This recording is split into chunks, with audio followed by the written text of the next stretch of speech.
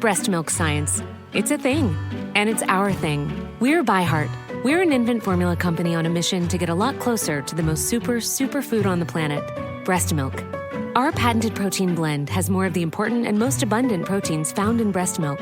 We're the first and only U.S.-made formula to use organic, grass-fed whole milk, not skim. We make our formula in our own factories in Iowa, Oregon, and Pennsylvania, using a small batch manufacturing process that works to preserve the integrity of our ingredients. We ran the largest clinical trial by a new infant formula company in 25 years and clinically proved benefits like easier digestion, less gas, and softer poops versus a leading infant formula. We were the first infant formula company to earn the Clean Label Project Purity Award. And while we've put a lot into ByHeart, there's a long list of things you won't see on our ingredient list, like no corn syrup, no maltodextrin, no GMO ingredients, no soy, no palm oil. ByHeart, a better formula for formula. Learn more at byheart.com. It's Kate and Oliver Hudson.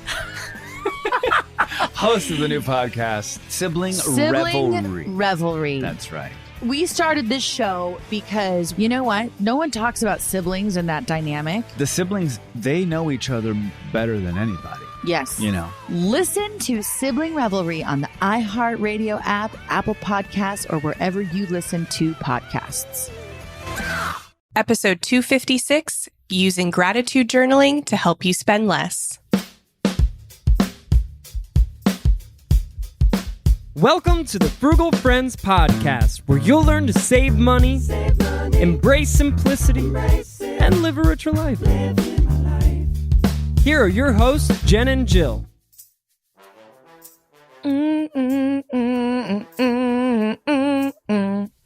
Welcome to the Frugal Friends Podcast. My name is Jen. My name is Jill. And today we are so thankful to be bringing you this episode on using gratitude to help you spend less here in the month of thankfulness. All throughout the year. Doesn't just need to be in November. There's so much gratitude to go around. And these articles are really good. They give some solid reasons for why to practice this and how to do it. But before we get into that, our sponsor today, Spilling the Beans. Cooking up a nice big pot of black or garbanzo or pinto beans and spilling some of those beans right over onto our plate. Today's sponsor didn't get too specific on the exact words they want us to say to express their message today, clearly. But if you're interested in spilling your beans, we have empty plates, hungry bellies, and we're ready to receive. And by beans, we of course mean debt-free stories. Whether you currently became or recently became debt-free, or you're making big strides in that direction, we want to hear and share your story with this community. So head to frugalfriendspodcast.com/stories to begin the process of sharing your story. It's just a quick questionnaire, and then it's going to be followed by recording your story for us.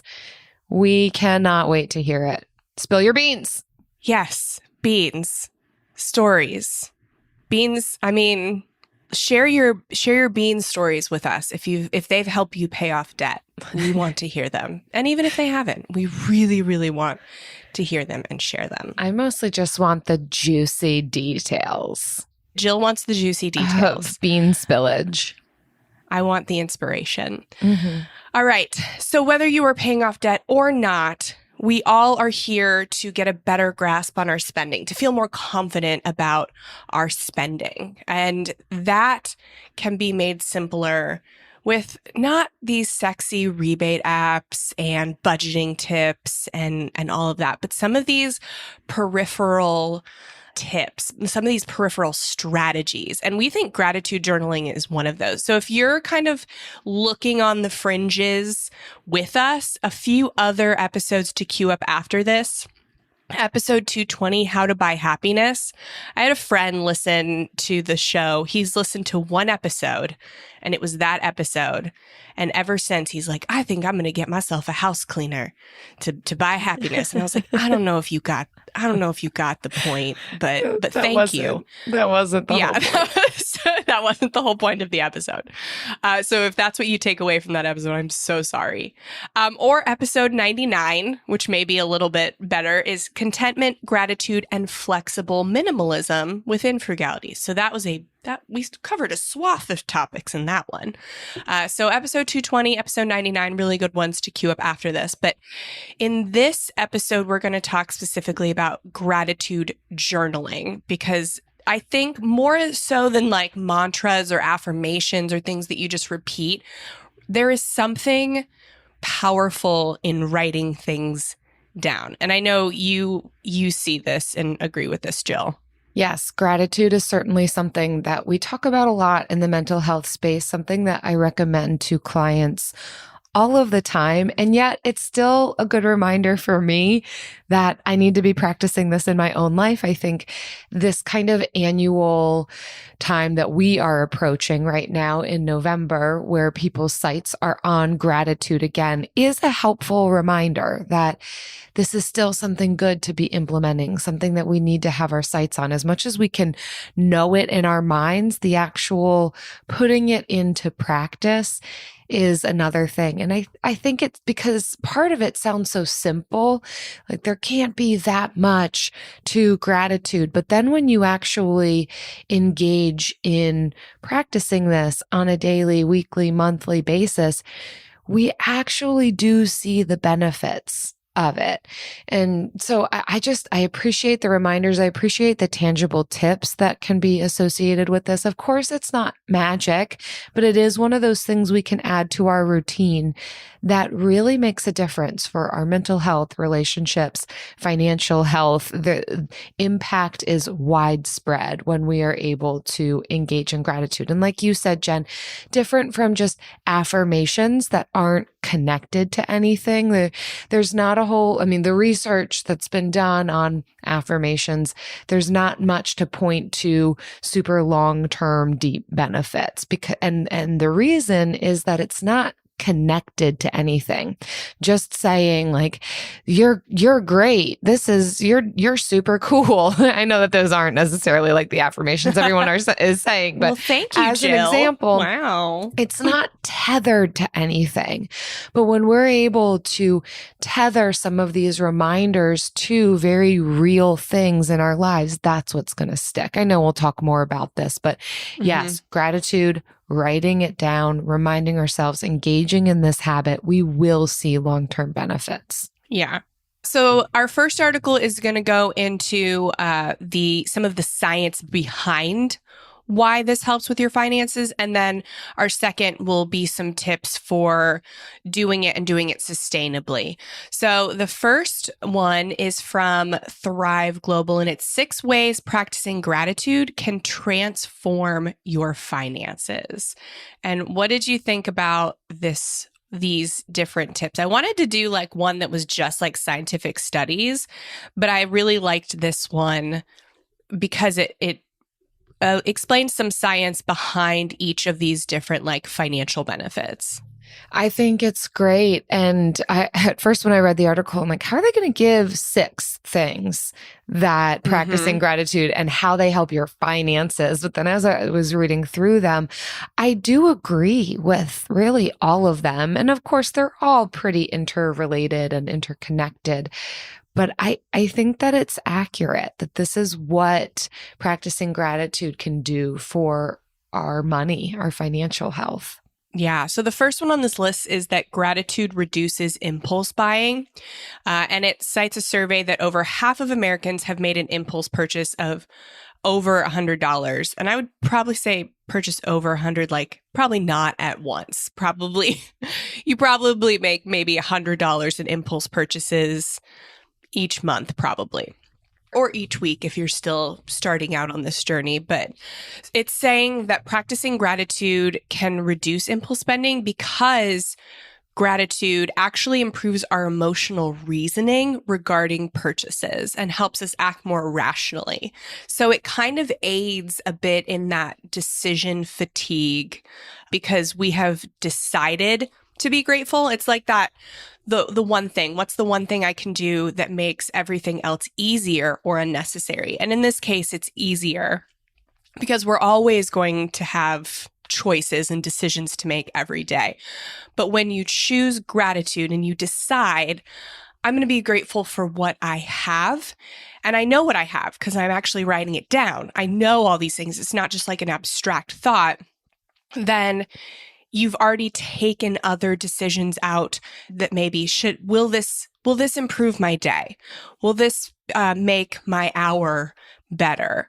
Will this make this incident seem less impactful or less negative? So you've taken that decision off the table when you've chosen and decided to be grateful. Yeah. The second reason on here is that gratitude can help avoid lifestyle inflation.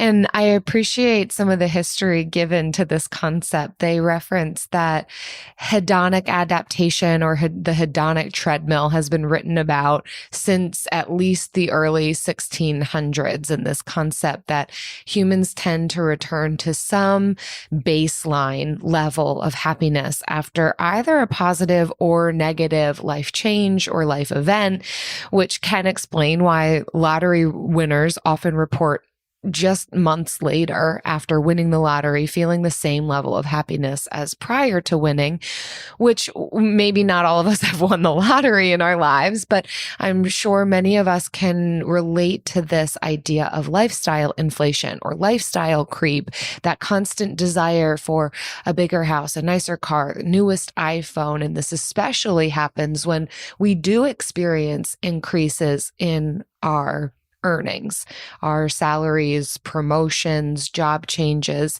and maybe we are able to afford it. And so our level of spending just kind of keeps up with our level of earning or overtakes it, which is never a great thing for us. But by practicing gratitude, we can cultivate contentment.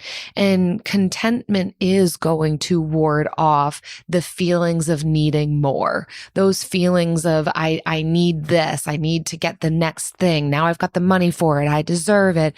It's going to subside in the presence of contentment, fulfillment, thankfulness, gratitude. We just don't feel the need to get more, or we're not thinking the next thing's going to make us happy if we are already in this place of, I'm really grateful. I don't need to go after the next thing because I feel this level of, oh, wow, I'm thankful for this. I'm thankful for that. So then we're not necessarily as much in this mindset of envy or greed or wanting the next thing, thinking that's going to provide for us.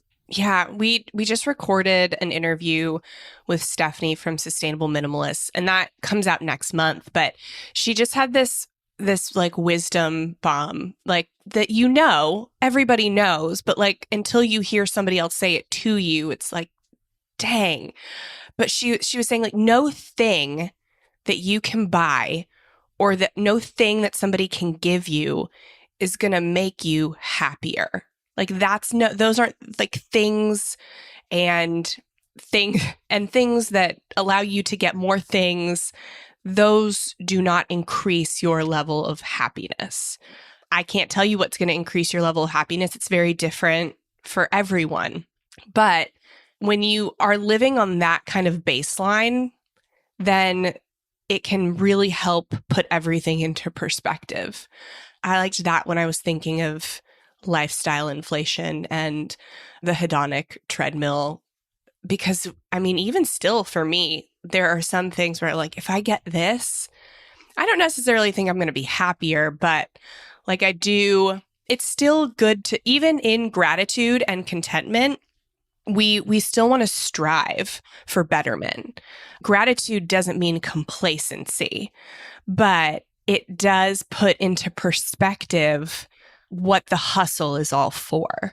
So that came into my mind as we were reading this.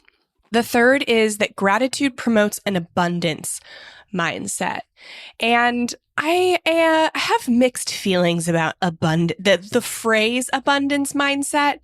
I love the phrase growth mindset because I feel that growth mindset versus scarcity mindset instead of an abundance mindset versus a scarcity mindset, because you can try to come out of a scarcity mindset and still not experience the abundance that you expect, where all of our definitions of abundance are different.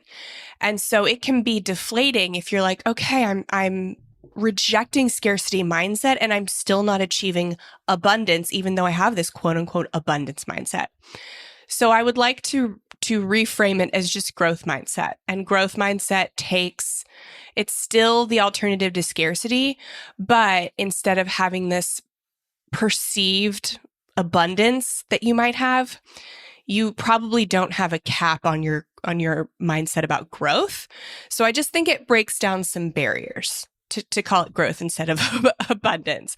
But having gratitude does promote a growth mindset because it says it helps people go beyond their ego and fears about money, puts jealousy and criticism aside so you feel more positive and supportive of everyone's well-being.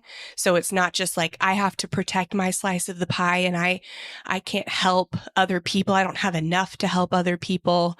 So it really does help you change your mindset for the better. And I like that it helps you.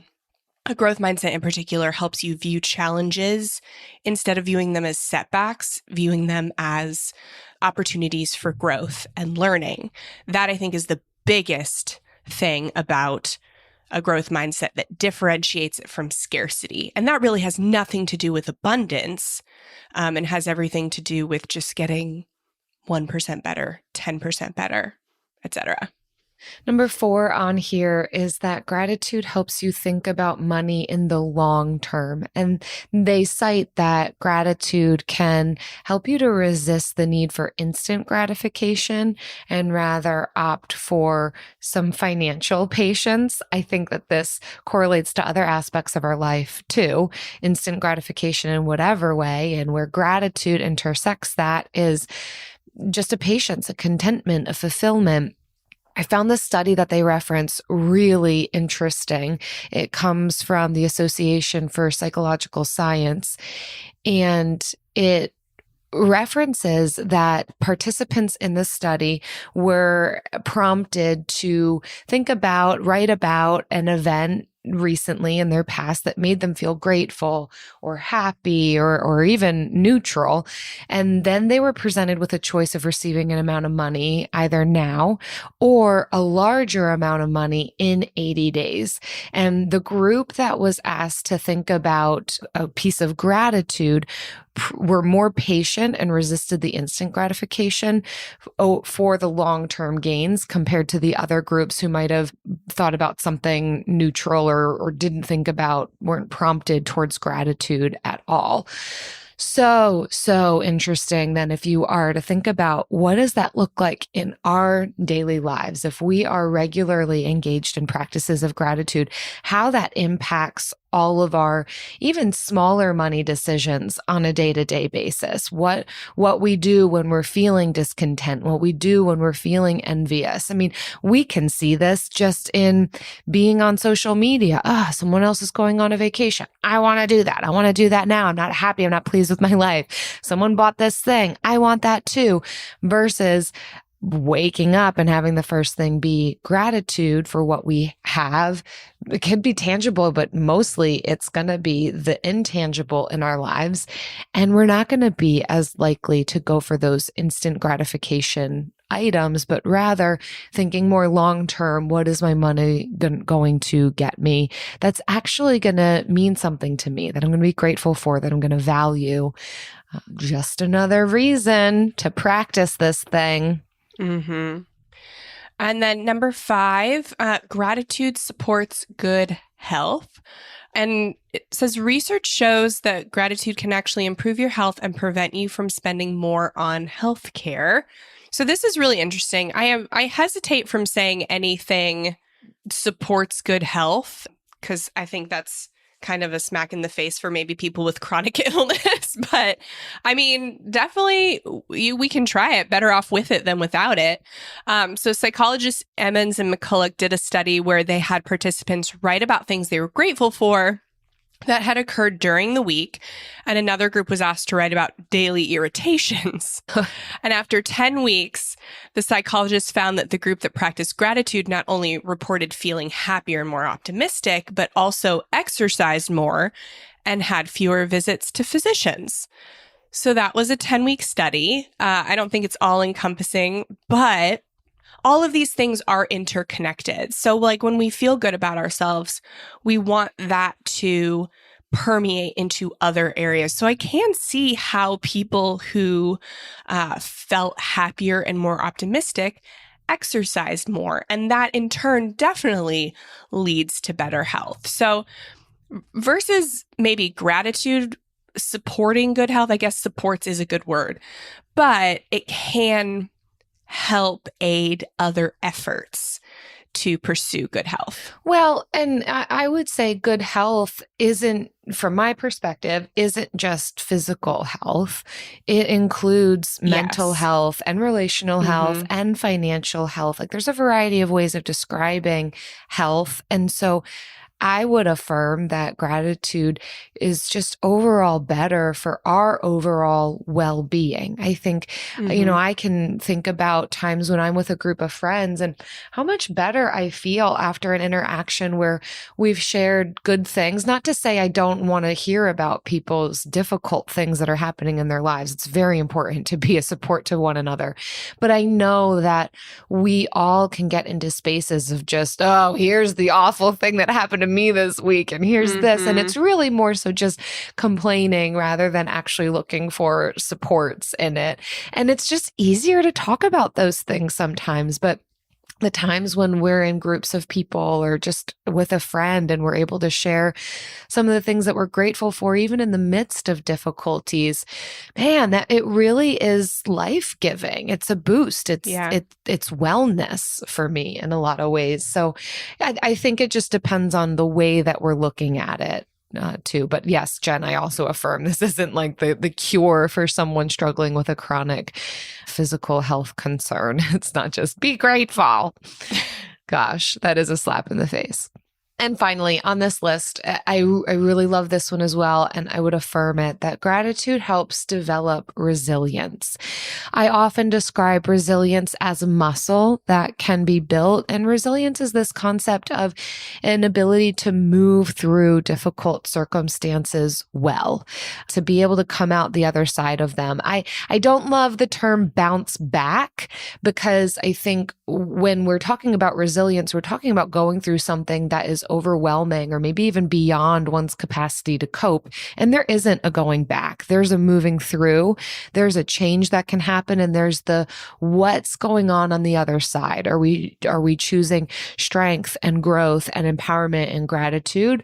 Or are we choosing to just like lie down in the dirt, get run over? and no one's going to blame you necessarily. Like if you've been through a trauma and your choice is to lie down in the dirt, like, okay. Yeah, don't do that. Don't set up camp don't make there. That your choice. But resilience is that concept of having that muscle, that kind of intangible strength is that ability to kind of move through it, come out the other side, and potentially have greater levels of strength and wisdom. And part of the key in that, it is a very intangible thing. There's tons of research around it. There's tons of people who talk about how to have it, how to get it. At the end of the day, there's no exact formula.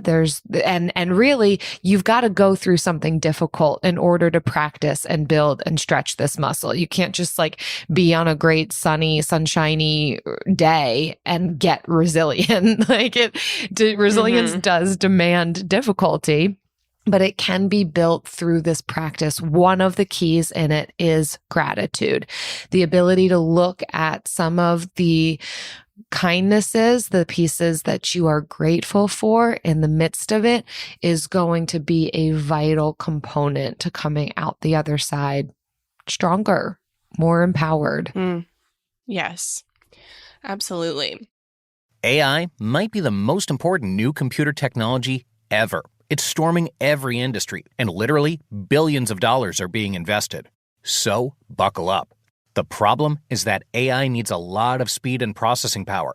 So, how do you compete without costs spiraling out of control? It's time to upgrade to the next generation of the cloud, Oracle Cloud Infrastructure, or OCI. OCI is a single platform for your infrastructure, database, application development, and AI needs. OCI has 4 to 8 times the bandwidth of other clouds, offers one consistent price instead of variable regional pricing. And of course, nobody does data better than Oracle. So now you can train your AI models at twice the speed and less than half the cost of other clouds. If you want to do more and spend less, like Uber, 8x8, and Databricks Mosaic, take a free test drive of OCI at oracle.com/strategic. That's oracle.com/strategic. oracle.com/strategic. Discover the heartwarming and hilarious world of sibling connections on Sibling Revelry with Kate Hudson and Oliver Hudson. You might be asking yourself, what is sibling revelry? Yeah, well, we just made it up. They'll have some laughs and maybe inspire some people along the way with universal tales of what it's like to grow up with brothers and sisters. We're full-blood siblings, the only full-blood sibling. In our family. Well, not in the world. I mean... No, in the whole world. That's just it. Like, no one...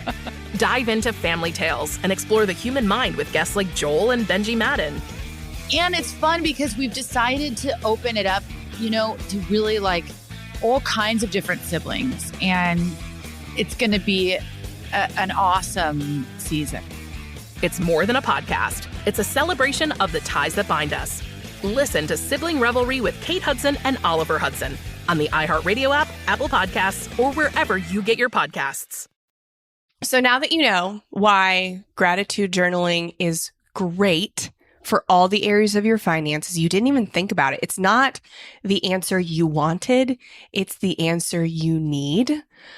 We're going to give you 5 tips for keeping a gratitude journal. And this is from the dayoneapp.com. And this was a really good article with really good tips. Mm-hmm. Yeah, we've talked about why it's good to practice gratitude and what we mean when we say practice gratitude. It can be a variety of things, but certainly it includes journaling. Writing things down is a way to embed the messaging.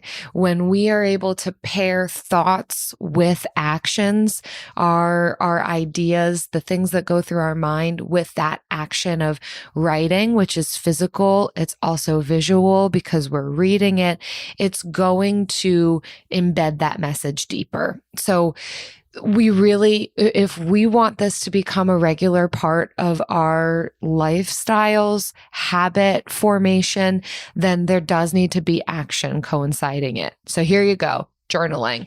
And the first step in doing this well is when we go to write something down, to practice this concept of gratitude, we've got to be descriptive, personal, and focus on the positive things. Gratitude just demands that. But this tip also affirms that reality that our gratitude can't be untethered.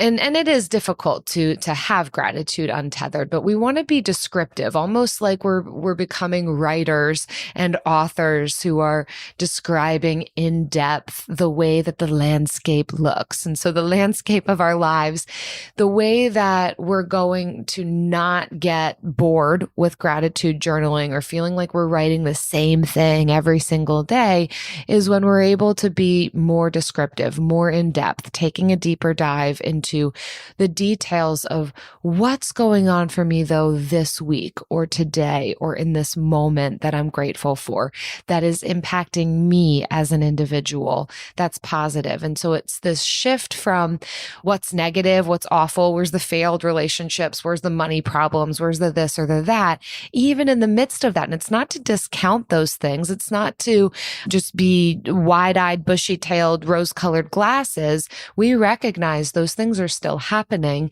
but this active exercise, this practicing the muscle of, even in the midst of those difficulties, though, what is happening for you that you can be grateful for, even connected to that difficulty? Like, okay, there's a failed relationship, but what's going on in the midst of that might be a positive thing for you, that you're glad that's happening, or that you're experiencing, or is a product of this event. And so being descriptive, personal, and positive is going to help to change up the pace of the journal every day, but also embed the gratitude even deeper. Absolutely. Yeah, I love that loss aversion reference, because for every 10 positive things that happen to us, we remember the one negative. And I can tell you this for a fact, it's why we don't read our iTunes reviews. It's why we have an assistant who reads our emails, because for every 10 beautiful, supportive, really great reviews that you send us, one person is like, we don't like the ads, or we don't like their voices. And that's silly. So, but it does affect us. So yeah, don't fight against it. Don't say, I'm better than that. It doesn't affect me. It does. So let's figure out ways to put up boundaries and to be focusing and more intentional on the positive. All right. So number 2, and this is my favorite one, and this is the one, if you're doing something, come back to me. I'll give you a second. Come back to me. Number 2, don't go through the motions and don't overdo it. Because when we want to start something, you go out and buy the bullet journal, you start the doodling, you miss cooking dinner because you're putting stickers in the planner. Fun fact, I did that once. Yeah. But I use my planner. Don't overdo it. Don't overestimate your capacity for being able to gratitude journal, because that will only lead to either A, dropping off and just not doing it, or going through the motions because you've set so much up for yourself, so much expectation, and you don't have the mental energy or time to fulfill your own expectations. And the author is saying they did the same thing. They cite this research study that this person with a long name suggests writing less in your gratitude journal, but still under some sort of structure or schedule. And when you expect that and plan for that, it actually leads to more happiness than writing more often. And the author has said they felt like this has been effective. This has been effective in their journaling. So think about short and sweet. So this is like story for my life. I was doing really bad with taking my prenatal vitamin. I just couldn't remember. So I had to habit stack it, which is connecting it to an already established habit. That habit for me is playing solitaire, playing solitaire in bed before I go to sleep. That's just my nightly routine is I get in bed and I play a game of solitaire and I go to sleep. So before I'm allowed to play solitaire, I take my prenatal vitamin and I don't have to worry about it. And so I was thinking that would be really good. I could take my prenatal vitamin and then do the gratitude journaling, one question at night, and then I can play my game of solitaire. That's how I would stack the habit. And it would just be one question. I was looking for apps, like gratitude journaling apps. There are so many. So if you find social media or something on your phone to be a habit for you, and you can download one of these apps and be like, before I can do this, I must do this, which is the gratitude journaling on the phone. It breaks down the barrier to entry because it's not like you're looking for a pen and a journal. You're already on the phone. So look at these, just search for gratitude in the App Store and pick one. And you can stack the habit that way. They have some with a lot of questions, some with one question, some you can choose the amount of questions. Try that and don't overdo it, and really stick to number one in being really intentional when you do it. Whatever you do it well. Their third tip is related to Tim Ferriss's gratitude journal methods. I don't follow him, but here you go. This is the 4 things I guess he recommends. 4-hour work week guy. Focusing on. Focus on relationships, focus on opportunities, focus on great events, focus on simple things. So relationships, opportunities, great events, simple things. I think it's a decent prompt to consider, like you're saying, Jen, but what am I writing about? What am I saying? How do I avoid just saying my health, my family, my house every day in your gratitude journal? And this is a helpful prompt to kind of get into some of those greater details. And for what's currently happening in your life, what are the current relationships that you're grateful for, and taking it further, which goes back to that tip number 1 of being descriptive and personal, not just my husband, my kid, my this, my that, but what about them? That's where we can kind of continue the train of thought and not get so just simplistic and repetitive, but who are the relationships right now and what are you grateful for about them? What's happening in relationship with them currently that you're thankful for? What opportunities are happening that you're glad for? What big events might have just happened or are upcoming? And then just simple things. What simple things are you grateful for? And I love that one. I think that one is something that I often go to when I want to practice gratitude or I'm thinking in that more so in that space, kind of getting down to the really basics. Like I'm grateful for a pen that works because we know what it's like when none of the pens in our house work, or I'm grateful for, right? Like just like the simple things. I think that's a fun way.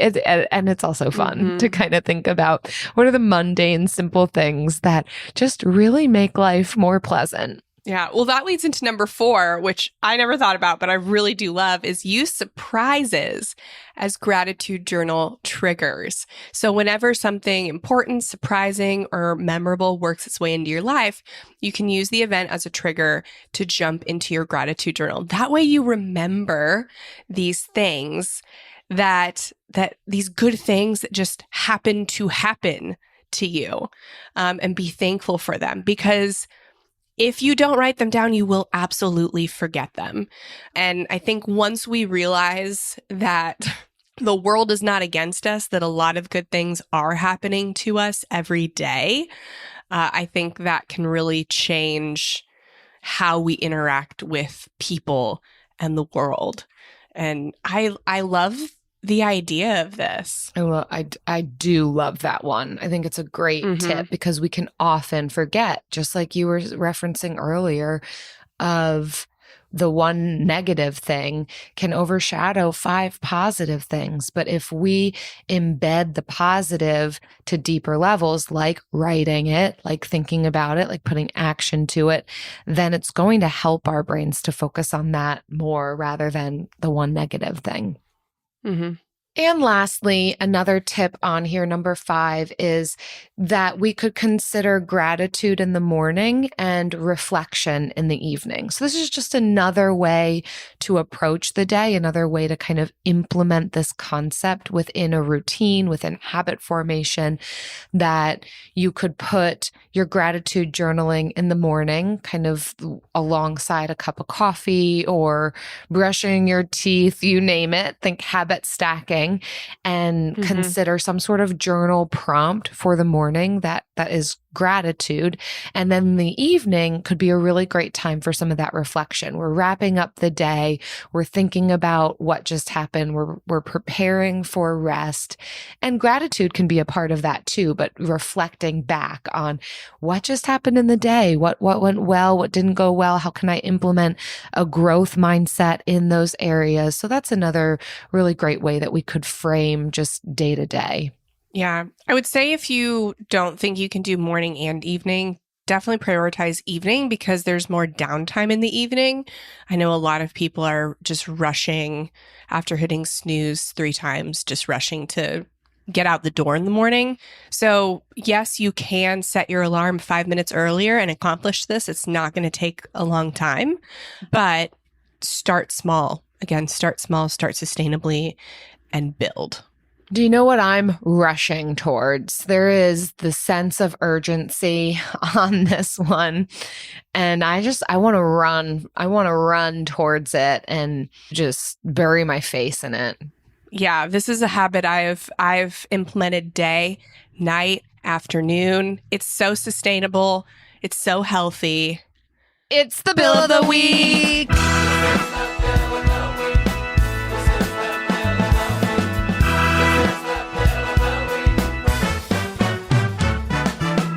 That's right. It's time for the best minute of your entire week. Maybe a baby was born and his name is William. Maybe you paid off your mortgage. Maybe your car died and you're happy to not have to pay that bill anymore. Duck bills, Buffalo Bills, Bill Clinton. This is the Bill of the Week. Hi, Jen and Jill. My name is Steffi and I'm calling from New Zealand. About 6 months ago, I started listening to the Frugal Friends podcast because I really wanted to pay off my credit card, but I didn't think that I earned enough to be able to. So I decided that my reward when I did finally pay it off would be that I could ring through my bill of the week. So with all the things that I've learnt from you, I'm excited to say that I was able to make my final bill payment on the credit card yesterday. Thanks so much. Bye. Steffi, oh my gosh, yes, this is what we're here for. You didn't think you made enough to do it, and then you did it. You proved yourself wrong, and I love that. I also love this real-time example of, well, I don't know if it's habit stacking, but kind of. I guess it's not, but it's like waiting for that reward to be able to do something. I like kind of gamifying external it. motivation. Yeah, gamifying it. Yeah. Making sure that you get something accomplished before you're able to do something, which is related to what we're talking about today, which is so amazing. Well done. And how honored we feel that this was your reward to call in to the podcast and share this. We are so privileged. This is why we're doing frugalfriendspodcast.com/stories. This is why we're doing this. Steffi, if you're listening, head there. We want to talk to you more. But yeah, we want to be the place where you celebrate your debt payoff. And this gets us fired. I am so... I think you mean she means fired up, everyone, not fired. Fired up. She can't be fired, which is, a blessing and a curse, but yeah, I can fire myself, I guess, but I am fired up. Thank you so much, Steffi. This is amazing. And gosh, I hope you also do something else besides calling in your bill of the week because you But we are celebrating. Yeah. All the celebration emojis are being sent your way. Woo! If you are listening and you've got a bill, if sending in your bill is a reward for something for you and it's motivation to get that thing done, or I don't know, if you're just listening and you're like, sure, I'll dial that number. Either way, we're here for that. Visit frugalfriendspodcast.com/bill. Leave us your bill. We are ready for it. And we're also ready for lightning round.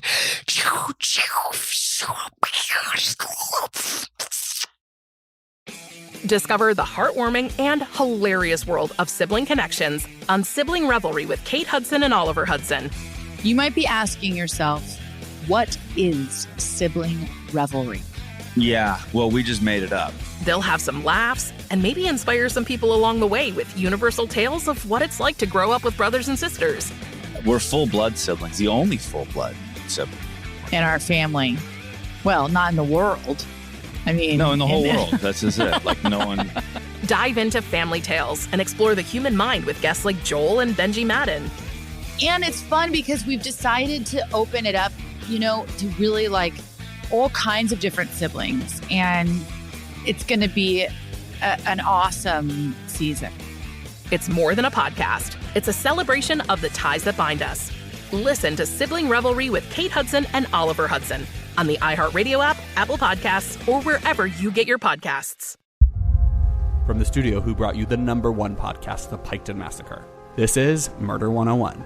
A group of high school students started a project to research a string of unsolved murders. Those murders happened in the mid-1980s. He's out there doing stuff. He just didn't stop.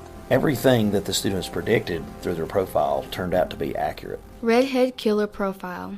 Male, Caucasian, 5'9" to 6'2", 180 to 270 pounds. Unstable home, absent father and a domineering mother. Right-handed, IQ above 100, most likely heterosexual. There is no profile of this killer except for the ones the students created. Just because some of these women no longer have people to speak for them does not mean that they deserve to not be spoken for. What if this guy's still alive? Like, what if he comes after us? I said, are you going to kill me? And he said, yes. Listen to Murder 101 on the iHeartRadio app, Apple Podcasts, or wherever you get your podcasts. You know, there's an ad break between the Bill of the Week and the Lightning Round. So? Just people, I mean, I'm just imagining how people are going to hear it. Oh, all right. That's true. Pew, pew. Our editor is It's great. good. He'll make it make sense. He'll yeah, I'm sure to you it sounded great just then. All right. What is something you are grateful for today? Right now, today. And mine's actually changed. So I wrote down in the outline my health because in September, my health was very poor and it felt very out of my control, and it was mentally draining on top of being physically drained. And so I'm just right now in like this new renewed like thankfulness for not living with not struggling with that consistently. So I'm really thankful for that. But so maybe it's just like I'm proud of myself. I took off wallpaper on a wall over the weekend and I primed it. And last night I could not stop looking at that wall. I was just staring at the wall and Travis came over and he's like, "Are you staring at the wall?" And I was like, yes, I am. I'm staring at the wall that used to be covered in horrible wallpaper and paneling and a heart border with hearts. And it's white now. And just sitting in the gratitude of a thankful. wallpaper-free wall. Mm-hmm. Wallpaper's coming back in, but unfortunately not that kind of wallpaper. Not the wallpaper in my house. The wallpaper in my house is never coming back in style. I guarantee you. It's already been through, like, things from the 80s have come back, things from the 90s have come back, and that's where it's from. And that has not come back with it. So I guarantee it's not making a comeback. Yeah. Its time has passed. There are just some things that were poor decisions and they quickly recognized it, but then it was too much work to recover, so they left it. Yeah, but there is a first layer of wallpaper in the bathroom from the 70s. I saw that. It's cute. That could have come back. It could have come back. It is cute. I know, but it there's no way. And now it's ruined. I know. Ugh. Similarly, okay. I am grateful for progress on our renovations. And this is an example of, for me, actively choosing gratitude in the midst of something where I am naturally pulled to and drawn to maybe the more negative side of things. Like, what I can find myself saying is, we've lived in this house for over 2 years. And when we bought this house over 2 years ago, we said the priority is the kitchen. We have to, like, I mean, literally the cabinets were falling off the wall. And like it was a danger zone. We had to get a new kitchen, and we did gut it. But I am over 2 years of living in this house, and I don't have a kitchen. So I could focus on that side of things. Just as an example. Sometimes you do. Sometimes you do. Just for example. Hypothetically, I could do that. I could focus on this. Those are the things I could say. But instead, I'm choosing to say progress is being made and I am seeing steps towards this goal. And I am grateful for that. Progress feels so much better than stagnation. It can be very difficult for me to just want to be done with it. We are not done with it. So I'm choosing gratitude through gritted teeth. It looks so good right now, though. Yeah. Even without cabinets or it looks 10 times better. It's a blank space. Right now, it's a blank space. With nothing, it looks 10 times better than what it looked like when you bought it. Yeah. Yeah. With just tile and white walls. Mm-hmm. It's beautiful. Thank you, Jen. I'm gripping on to that gratitude. You should. To be a buoy to carry me through. And thank you so much for listening. We are grateful for you because literally we probably wouldn't be doing this if we didn't have so many of you listening. No, definitely not. So you are literally why we are doing this, and we are so grateful to you. You are essential. And because we are so grateful for you, we have extras that we offer people who want more from us. So especially for people who are paying off debt, we have a private community where we do monthly money challenges, back to that external motivation, and we offer accountability groups. So we want to congratulate one of our members in that group for a big one. This is from Tanaya. She says, having very little money and always feeling like we were on the brink of disaster growing up, I knew I needed to be more intentional with my money. As I made more, I spent less than I needed so that I can increase my philanthropic donations. Yet some of that was unhealed trauma and the guilt of getting out of poverty. Turns out I was still very much in poverty according to the national figures. Yet I had done so many things differently that I felt like I had excess.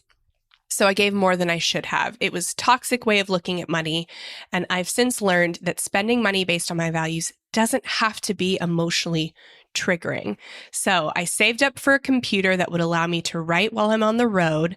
And until now, I'd been trying to use my iPad for writing, which wasn't a good plan. I also learned this month about the values of my goals and dreams and how to articulate what those goals and dreams are going to cost financially. I've created a breakdown model of what my 10-year goals look like and how to achieve them in bite-sized chunks. And then waiting 10 years and wondering why, instead of waiting 10 years and wondering why they didn't happen. So this was great. This was from our values challenge, values-based spending challenge that we did.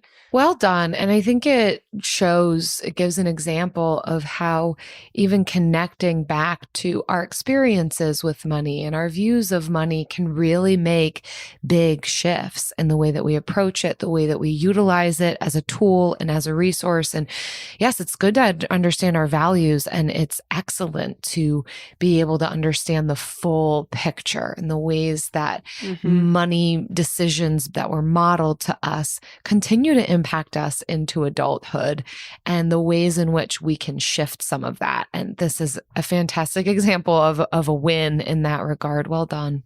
Yes. So if you want to check out our monthly challenge community, head to frugalfriendspodcast.com/club to see everything we have going on in there. See you next time. Bye. Frugal Friends is produced by Eric Siriani.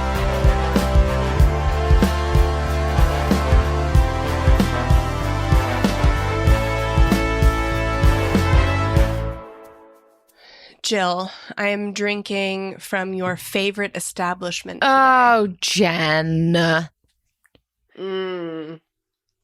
A big grande pumpkin spice latte. Are you snapping for Eric to bring you something right now? I am. Oh my gosh. I didn't think you'd hear that.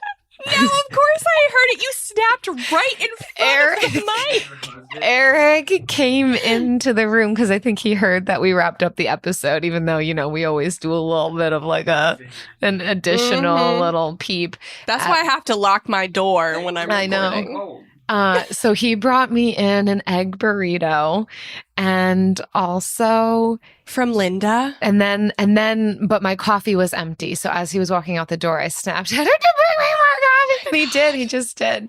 And now he's dancing for me. Ooh, I might have to leave. Oh, God.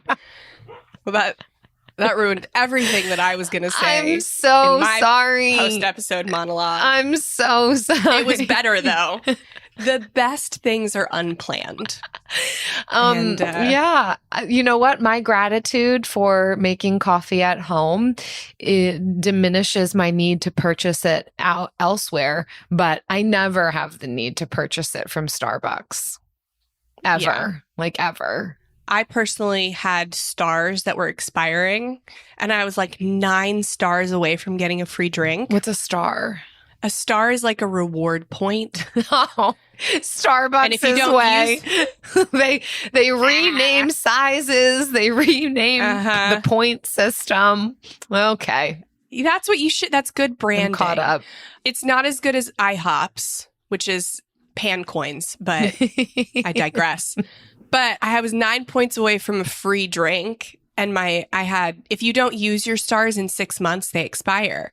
So I was like, okay, I have to get 9 more points, 9 more stars, and then I can get a free drink. But I have to get it by Monday. Oh my gosh, Jen! Yeah, that's classic though. Like, I know. Oh, in order to save this, I have to spend it. But you wouldn't have maybe spent that money. So you did that just so you could get a free drink, but it caused you to have to spend more just so you could get that free drink. Mm-hmm. You fell victim to that marketing I've never ploy. said that I'm perfect. Yeah. But also I don't stop at Starbucks that often if my points were going to expire. Jen, I've got one thing to say to you. It's that you're going to make me coffee. You don't need No. Well, sure. You don't need stars when you are a star.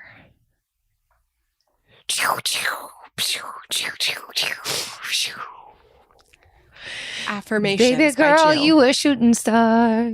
You don't need to earn more stars. I don't know what song that is. That's your song. Definitely not going to get a copyright infringement for that. Whatever it is, we're definitely safe. Love that. Okay, bye. Bless you. Bless you, dear friend. Discover the heartwarming and hilarious world of sibling connections on Sibling Revelry with Kate Hudson and Oliver Hudson.